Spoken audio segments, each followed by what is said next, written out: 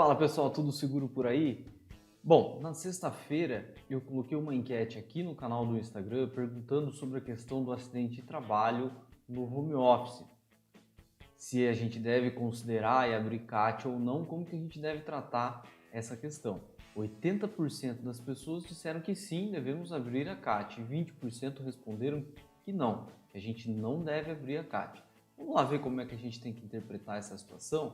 Olha só, pra gente, você já sabe aí, mas não custa a gente relembrar o que diz, por exemplo, o artigo 19 da Lei 8.213 de 91, que é o que dá pra gente o conceito do acidente de trabalho. Ele fala que o acidente de trabalho é aquele que ocorre pelo exercício do trabalho a serviço da empresa, em que vai provocar lesão corporal, perturbação funcional e tudo aquilo que a gente já conhece.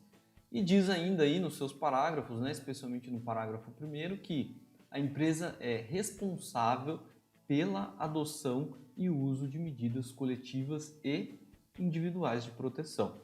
Então aqui tem algumas características já que a gente precisa levar em consideração.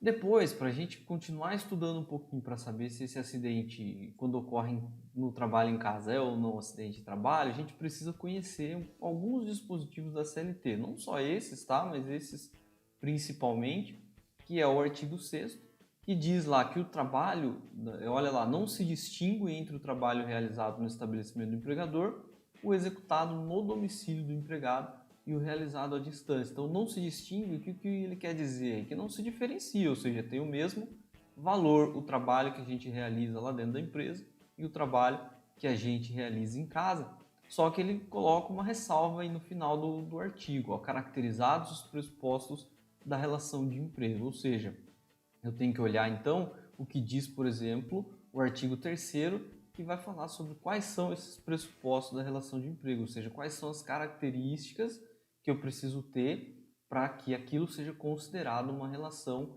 empregador-empregado, uma relação de trabalho, uma relação de emprego.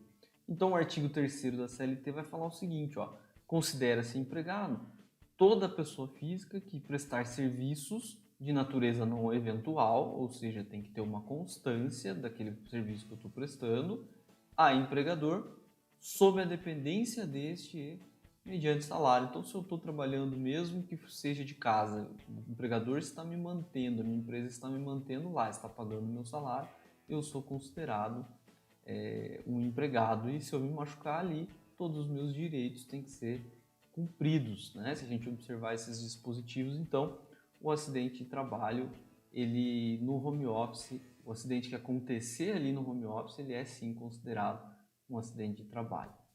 Beleza, pessoal? Aí você pode estar perguntando, mas Felipe, como que eu vou fazer, né, para investigar isso? Como é que eu vou chegar à conclusão de que aquilo foi ou não um acidente de trabalho?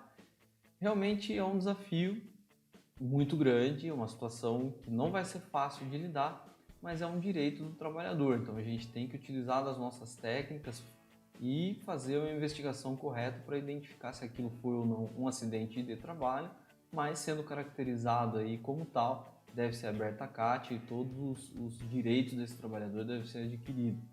Vale ressaltar que lá no artigo 19, também da Lei 8.213, ó, lá no parágrafo 3º, ele diz que é dever da empresa prestar informações pormenorizadas sobre os riscos da operação a executar. Então a gente tem que orientar, tem que falar, mesmo que o trabalhador esteja em home office, os cuidados que ele tem que ter e garantir que esse trabalho seja realizado da forma mais segura possível, assim como é feito dentro da empresa, eu espero.